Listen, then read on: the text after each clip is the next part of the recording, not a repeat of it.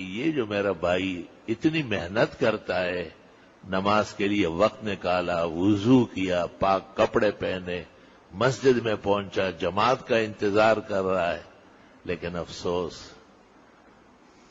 کہ اس کے پانچے ٹخنوں سے نیچے. اس کو آگاہ کرنا ضروری ہے کہ نماز ہو جائے. حدیث صحیح کتاب اللباس ابو داود میں ہے کہ جس شخص کے پانچے ٹخنوں سے نیچے تھے، آپ نے فرمایا قد صلیت ولکن اسبلت ازارک، آپ نے تو نماز پہلے بھی پڑھی مگر آپ کے پانچے ٹخنوں پر پڑے ہوئے تھے. وَإِنَّ اللَّهَ تَعَالَى لَا يَقْبَلُ صَلَاةَ مُسْبِلِ الْإِزَارِ، اللہ ایسے مرد کی نماز قبول نہیں کرے گا جس کے پانچے ٹخنوں سے نیچے ہو. دیکھو کتنی شدت آ گئی ہے، سوچ تو لے ذرا. نماز بار بار پڑھوائی. اور بخاری میں ہے کہ ایک شخص کو منع کیا جاتا تھا کہ یہ پانچے اوپر کر لو، مرد ہو کر کے تمہارے پانچے ٹخنوں سے نیچے کیوں ہے؟ وہ نہیں مانتا تھا.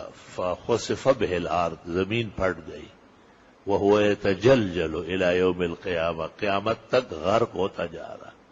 تو اس کو تو یہ کوئی مسئلہ ہی نہیں لگ رہا ہے، اس کے خیال میں تو کوئی بات ہی نہیں ہے. ادھر دیکھو تو احادیث میں ہے کہ غرق ہونے کا قابل ہے، تباہ و برباد ہو رہا ہے. اس کو جلدی روکو، بازو سے پکڑو کہ نیچے دھنس نہ جائے. فلا حول ولا قوت الا باللہ.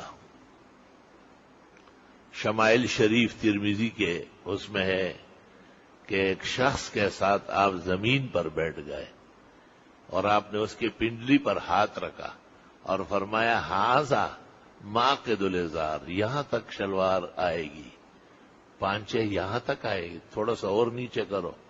اور پھر فرمایا لا حق للازار فی اسفل الکعبین، ٹخنوں سے نیچے کرنے کا تو کوئی حق ہی نہیں ہے آپ کو. نبی کا نیچے بیٹھنا، امتی کے پیروں کو ہاتھ لگانا امت کو شرم کرنا چاہیے.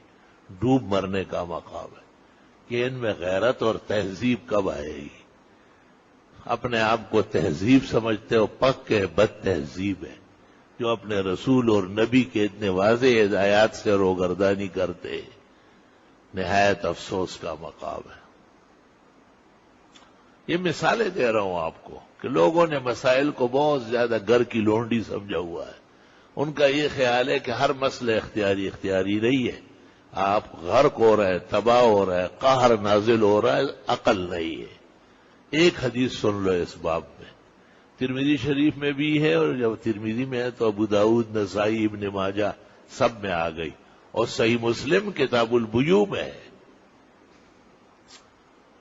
لا الہ الا اللہ کہ 3 آدمی ایسے ہیں قیامت کے دن اللہ ان کو پاک نہیں ہونے دے گا. لا یزکیہم ولا یکلمہم، اللہ تعالیٰ ان سے بات ہی نہیں کرے گا. ولا ینظر الیہم، اور نظر رحمت سے بھی نہیں دیکھے گا.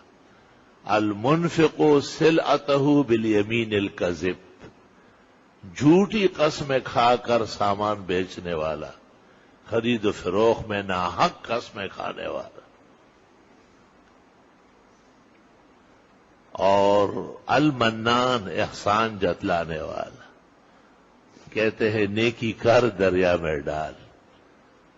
بخاری میں اس کا قصہ بھی آیا ہے، جس نے نیکی دریا میں ڈالی واپس اللہ نے اس کو انعام دے دی.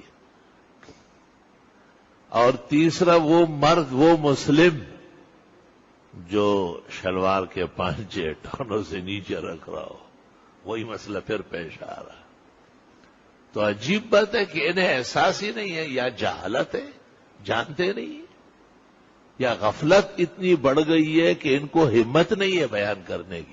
یہ تو بار بار بیان ہونا چاہیے تاکہ ہمارے بھائی، ہمارے عزیز، ہماری امت کا سرمایہ، وہ ان غلطی اور کمزوریوں سے کہیں نقصان نہ اٹھائے.